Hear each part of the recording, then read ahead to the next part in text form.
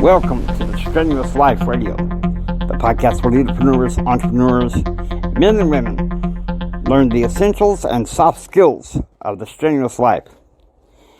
Hey folks, JR is kind of incognito right now, so he's asked me to take over since I'm the one that created this particular episode. So, excuse me. I didn't sleep very good last night. Just happens sometimes when you have bipolar disorder, but I digress. The topic is diverse family viewpoints and reactive culture. So, we're going to talk about this. September 1995, after not seeing her for 5 years, from the last time we met at School with Blood, I met my ex-wife. And there's just something about her that really made me want to be with her. I mean, I loved her. Still do in many ways, but in a lot of ways I moved on, though. Anyway, as I say, we saw each other off and on for about 6 months. And then, the 1st of March, she asked me if my parents and I could take her to Odessa to see her aunt for Easter. And I gotta say, I think that was a beautiful thing. I was getting the urge to ask her out, but I was uncertain. I had a few bad relationships. But, it was Easter. Spring, love was in the air. So I asked her out. And, it was hard at first, but we fell in love head over heels. And so, we have been dating for about 7 months at some point when, it was 5 months when her mother came down. And get this, okay? I was a Southern Baptist and a Republican. Her mother, Mary Jo, was a Catholic, a feminist, and a Democrat. And she knew that Chris was considering was seriously becoming a Baptist. And her mother, Mary Jo, I think she just absolutely had a fit. She absolutely had a fit. She couldn't stand it. Couldn't believe that was basically like, oh, Jimmy's just corrupting my daughter. And maybe in some roundabout ways I was, But there we go with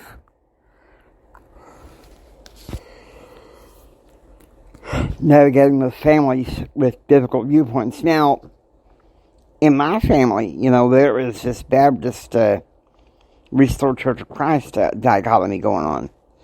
They don't want me proselytizing to them, to get them down the straight and narrow path, but they have come to accept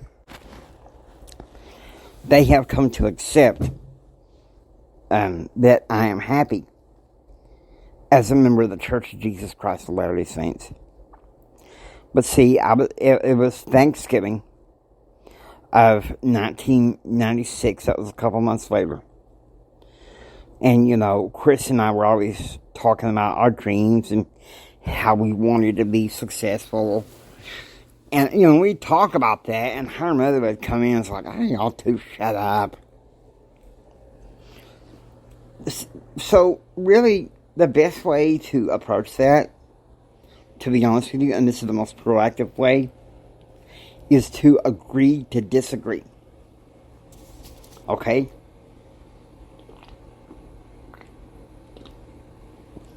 And if people are toxic and reactive, then maybe it's up to you to decide whether you should be around them. I know that sounds harsh,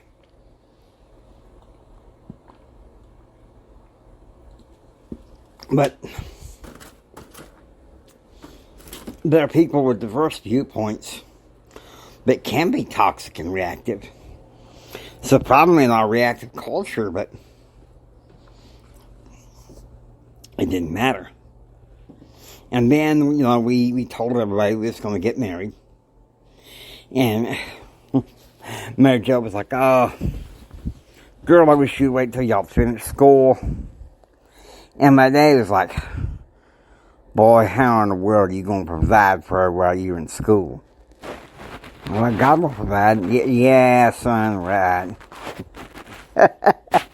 It's kind of funny, the difference between, you know, her mother's side of the family and my family. The vast difference, because my family was homespun Southern Baptist, old Baptist boy, and hers was divided between Catholic, Baptist, and Assemblies of God, Church of Christ on both sides of our family. So it was like a smorgasbord whenever we came, you know, for Christmas and Thanksgiving. But anyway, I digress. So we get married and everything. The first 3 months are rocky, and then those are going well. And, you know, they didn't start going well until I got on some medicine and everything. You know, and by early September, Mary Jo was like, hey, divorce him, get it over with. But she wouldn't do that. And I thank God that she didn't at the time, because I was in no shape to do. I was no shape to deal with it anyway. But here's the thing, okay? After that, I got on some of the right medicines at the time. Things were moving along proactively and everything. Of course, Mary Jo protesting all the way. Let's just say portions of my side of the family and her side, you know, except for maybe my father-in-law, he was cool. But for the most part, couldn't get along. So sometimes you gotta decide if some people are toxic and reactive. Should you stop hanging out with them? See, here's what happened. I was in the fast track to go to law school in the fall of '97, but then I got sick and things went wrong, and Chris was insistent that we move to Arlington, and then, you know, the marriage just ended. But I'm hoping I can help you.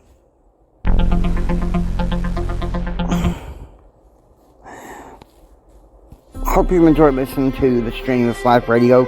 If you like what you hear, please subscribe and become a part of the Strenuous Life Radio family. This is Jimi Hendrix saying until next time, don't you just sit there and take it. You build your dreams so you can take it. Think strong, live strong, and live the strenuous life.